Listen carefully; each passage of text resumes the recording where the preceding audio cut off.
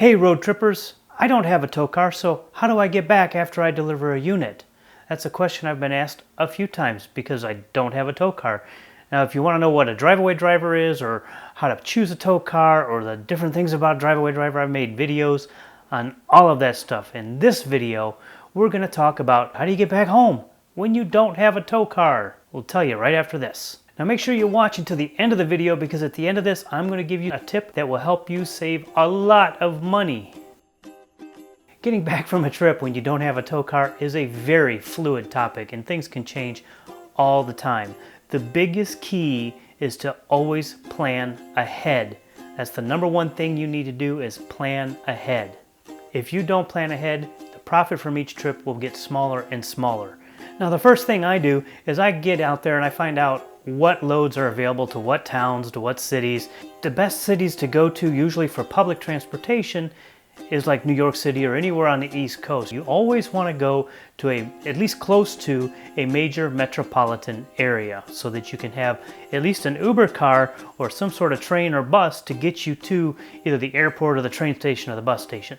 Plan ahead. You don't want to deliver in the middle of Nebraska because then you're kind of screwed. My general rule that I try to keep is I don't want to spend any more than between $30 and at the top $50 to get from where I deliver to where the major transportation hub is, whether it's an airplane or a bus or a train. Or I don't want to spend more than $30 to $50 to get to that spot because that's going to be your most expensive set right there is between where you drop and where you got your main ride. A little research will go a long way. I looked at a place I was going to, the one in British Columbia.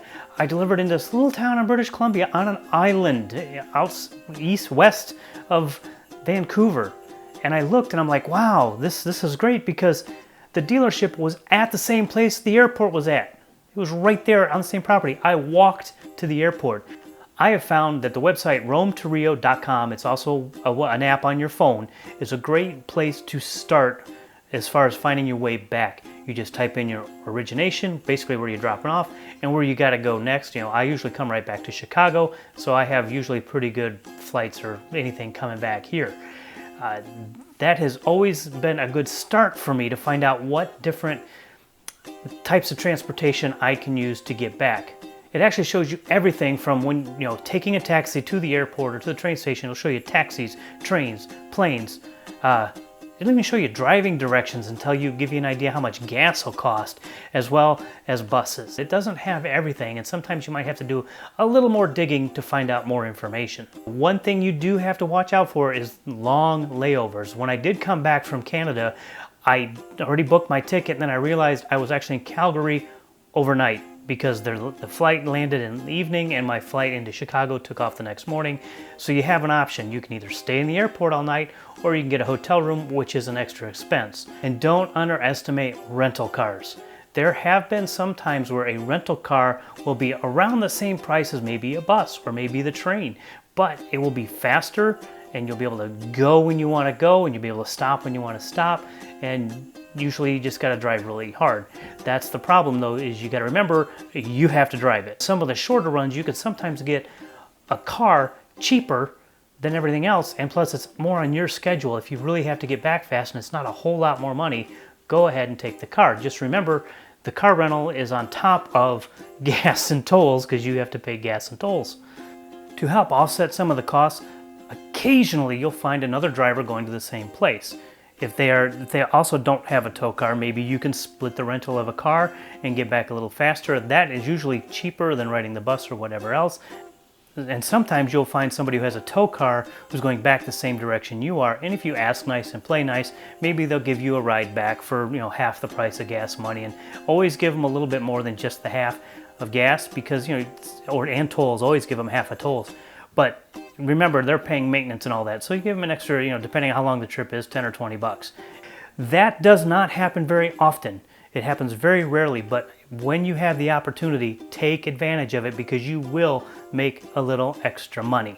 I know that this is a lot to do before you take a trip, and it can be quite daunting, but after the first couple of times, it gets easier and easier, and then you'll find your own little rhythm. Just remember to be flexible all the time, just in case things change, which they will on occasion. Now, the best trips you can get are the ones all the way out to the West Coast, especially when you can get a cheap flight back.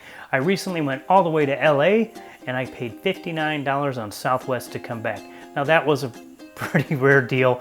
I really enjoyed that because it was cheap to get back. But that does happen. Now, in general, I do get back from LA area around $200 or $300. It ends up cheaper than taking a bus because a bus will take you 2 or 3 days where you can be back the next day and have another trip right away. I really hope the information in this video has helped you out and maybe given you a good starter to get going. I could make a 90-minute video and it still wouldn't be enough. Basically, you're going to learn a little bit from what I've told you, and you'll talk to other drivers and see what they do, and maybe they have a great idea. In fact, if you are a driver, leave a comment below on what you do and give people some information. Your first month is going to be a little rough. You probably won't make a ton of money your first month, but that second month is when you're really going to start to tweak your system that you have, that you'll get around on, and you'll start to make more money. And after that second month, you'll really have it down pat. And as promised, here's the biggest tip of all that's going to save you the biggest amount of money. Make sure you look at departure times of everything. You don't want to buy a ticket and then find out you just bought a ticket for a 6 a.m. departure time of the day you're delivering, because then you won't make that flight. And you're going to have to pay change fees, and that's going to spend more and more and more and more. Make sure you check the departure of the flight. On top of that, make sure you allow enough time to get to the airport. For instance, if you're in LA and you plan on delivering by 10 or 11 in the morning, you don't want to have a 1 o'clock flight. You want to have about a 4 o'clock flight, because it's going to take you usually an hour to 2 hours to get to LAX. You need to time yourself and make sure everything is good, and always allow for an extra long check-in just in case. Some dealers take 5 minutes, some dealers will take an hour or so. Make sure you give yourself enough time to get to your flight or your train or whatever. You don't want to miss your ride back. Personally, I would prefer to be at an airport and wait 10 to 12 hours rather than be late or miss my flight.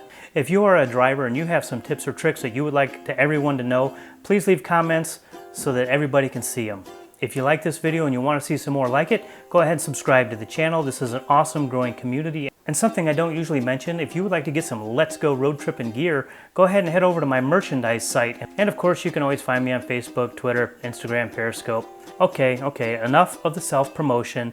I hope you enjoyed the video and you learned a thing or two. Thank you very much for watching, and safe travels.